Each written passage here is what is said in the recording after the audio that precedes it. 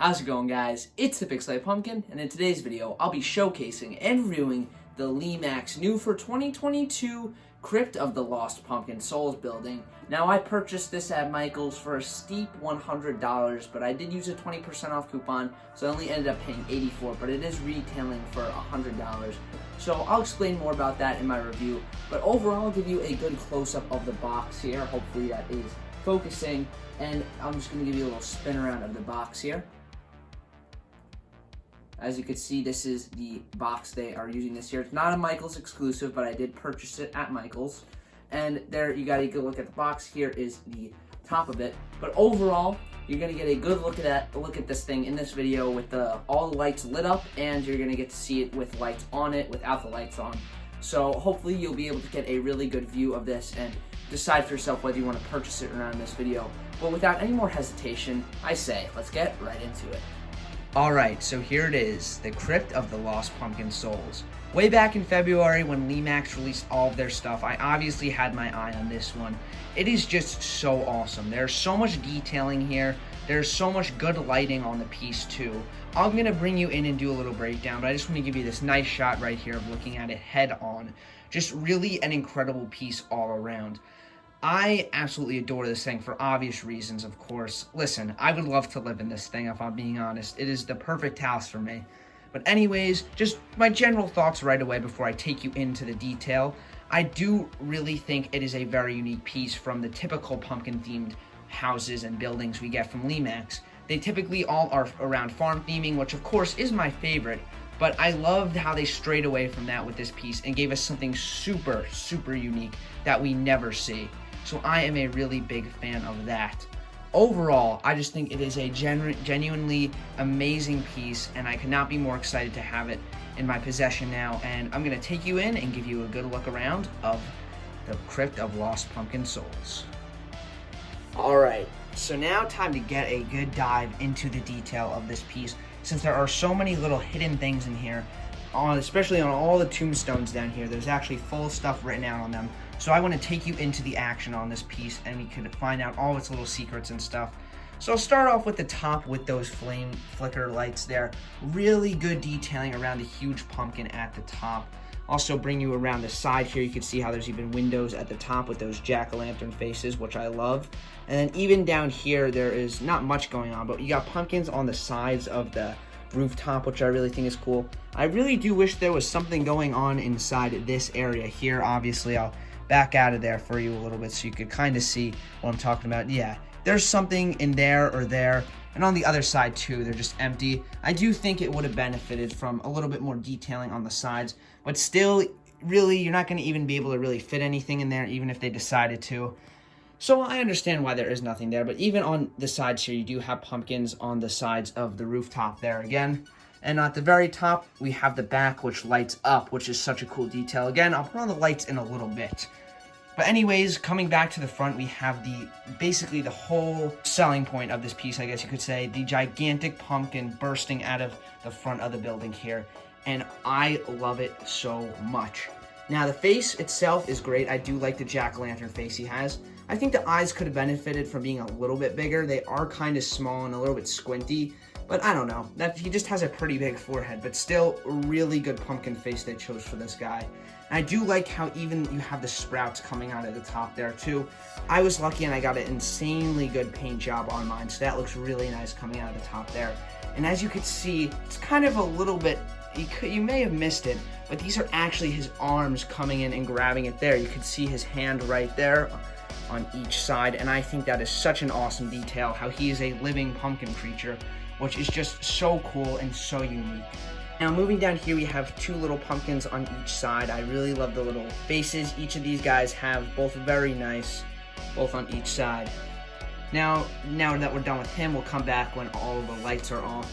Moving on down, we have all the little extra details here with all the skulls inside the branches and the roots coming up holding this place together.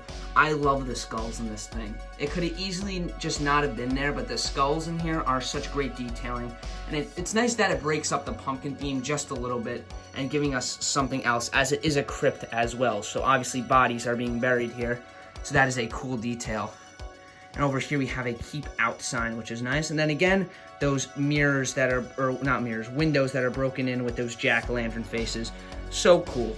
And dead center, we have the Pumpkin Reaper, as I like to call him, since he has that big scythe there. He is very tiny and doesn't really, I guess, is not kind of on the right scale as the figures that they sell, but still, I think he is great, and the amount of detailing for how small he is awesome. Now, moving on down the steps here, we have the little things topping off each end of the railings, which are actually little pumpkins themselves. These don't light up, but they're still nice little details regardless. And here we have Beware of the Crypt Keeper. That might be this guy here. Anyways, down here we have a few gravestones, which we'll read right now. This one here says Jack-o'-lantern carved to death.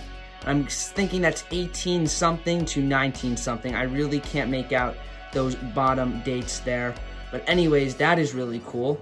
Next over here we have another one, which is kind of hard to see behind this little pumpkin here.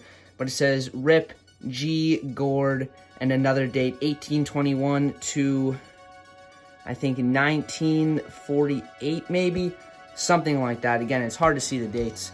The last tombstone in the center says, here lies decayed, left out in the sun, not in the shade. There's a nice little rhyme for you there, so I guess a dried up pumpkin perhaps. And here we have the little pumpkins here. This one looks like it should light up, but I don't think it is, but it is reactive to the black light, which is here, so you're going to see that in a little bit. Anyways, there's this other last little pumpkin hiding right behind a gravestone there. I think that's just a cute little detail that he's kind of just hiding behind it just a little bit. You can't even really see him, but it's still a cool little pumpkin there. And then we have it's just black back there. There's no detailing like bars covering it or anything. Anyways, that's it for the center there, so we'll move on to the little gargoyles here. Now, I like these a lot. There is a good look at that. The pumpkins in there do light up. You will see that in a little bit. Then we have a little sign here that also gets lit up by the light. It says, Haunted Corn Maze, I'd turn back if I were you. So this can be connected to a farm piece very easily, which is what I'm planning to do with this being in the deep pumpkin patch and Jack's Pumpkin Farm being up front and center in my little Spooky Town display this year. And here we have another tombstone that just says Rest in Pieces. And then we have a smashed pumpkin all the way to the side here, which I really like. And more of those windows with the jack-o'-lantern faces in them. But that smashed pumpkin is really cool. And another little skull there for extra detail.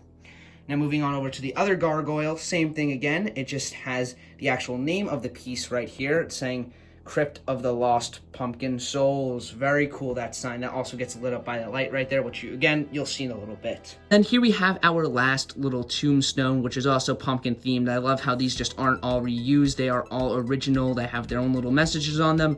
This one says, here lies Pumpkinhead Jeb, smashed to death.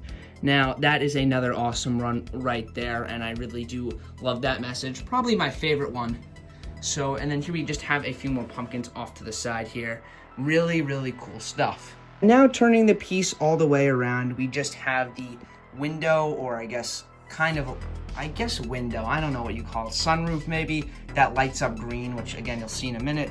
And then we just have some big roots coming off the side. Nothing too much, but still they added two little windows here, which I think was unnecessary, but still nice they added. Then you have the switch right there, and then that's what plugs into it to make it light up. There it is, all lit up, and let's get those lights off in 3, 2, 1. And here we have it completely in the dark now, so let's get a closer look.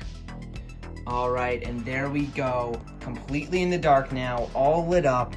I think this thing looks so awesome when it is lit up. There is so much little lighting details. We'll get to the sides and the back in a second here, but really it just looks so cool. It is very, very bright. And as I was saying before, there's that little black light reflective pumpkin there. You could really see the little details on them there. If this focuses, I'll get pretty close for you. Yeah, so that's not a light up one, but it kind of looks like it. But the black light there is doing all the work, which is really cool. And I know Spooky Town or Lemax uses white lighting a lot, which I typically don't like as much. But really, if you angle them properly like I did, they do a very good job of lighting up the little signs here to make them visible. So there you have it. They bring a lot more attention to those little signs down there. And here we have the gargoyles at night. I'm going to try to cover the white light so you can see how the pumpkin lights up there. Yes, there you go. That looks good. But still, it does look nice with the lights on as well. I would have to say. You could still see that those pumpkins glow just a tad bit with the white light shining on them. Now, front and center, we have obviously the black light on the little Crypt Keeper pumpkin dude here. Really, really cool looking. It looks a little bit more white on camera than it does in person. Has more of a pink tone to it in person, but still, it looks very good. I'll get a very good close-up for you there of the pumpkin Crypt Keeper. You can see all of his detail in that awesome coloring. And then here you could see the windows, but on the sides, they look a lot more nicer. And then at the very top, we have another little light up pumpkin there with the flickering flame lights. And you could see the Angel of Death lighting up. That looks pretty creepy in the back. Anyways, you got these flame lights here, which are awesome. They've been using these on a lot more pieces recently, and I do think they have a good effect to them. It's nicer than just them being completely lit up. Even though it's not the most convincing effect in the world, I still think it works. There is this little smaller ones on the sides there next to the pumpkin. Very, very cool stuff. Then we have these two little lights here, bringing some light onto these little pumpkins on the side, which I think is nice. Because these could have easily been just completely in the dark, and I still think you would have been able to see them, not as well, but it definitely is nice, bringing a lot of attention to them here. Really good stuff, really good. So there is the front one more time, and we're going to spin it around so you can get a better look. All right, so here it is on its side now, and as you can see, they do a very good job of lighting up those windows on both sides. But still, it lights up the wall a little bit, that's fine, but you can still see the windows, which is awesome. And now, at the very, very top, we have, I guess, technically, maybe the butt of the gigantic pumpkin. I'm not too sure, but still, this is an awesome window in the back. It makes the pumpkin feel very spider-like, if that is his ass there. I don't know, though, but still, very cool lighting. It wasn't the most necessary thing in the world to include this little back window, but I'm happy they did. And trust me, in real life, it looks a lot more green.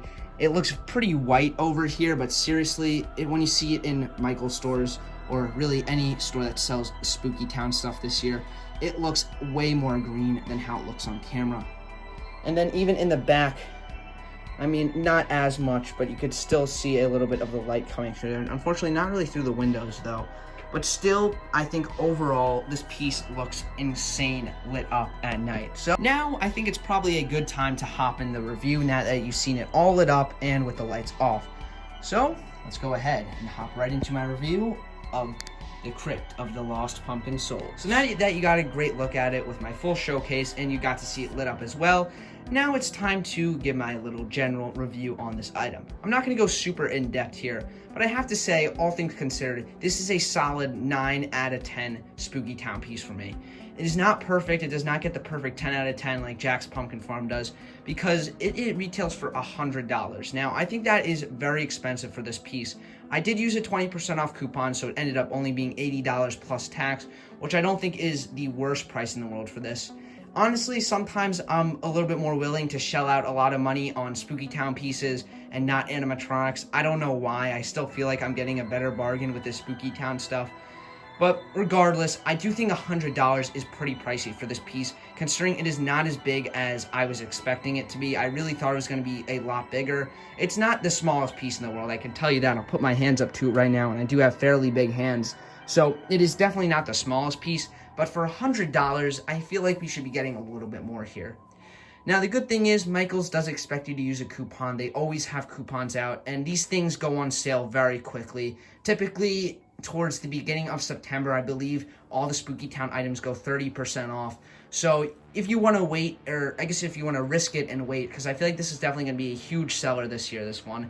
If you want to risk it and wait, you could possibly get a better deal than I did. But still, if you are really looking forward to getting this, or you really want it, I suggest you buy it as soon as possible, since Spooky Town pieces every year sell out extremely quick from Michaels. Now, this isn't a Michaels exclusive. I probably should have mentioned that earlier. But still, I do think it retails pretty much everywhere for $100. So I don't know about that, though. Don't quote me on that. I may be wrong. It may be cheaper at like Menards or something. I really don't know. But overall, I say with the lighting and everything, I think it should have been started at $80, and then you could use a 20% off coupon on it to get it for even cheaper.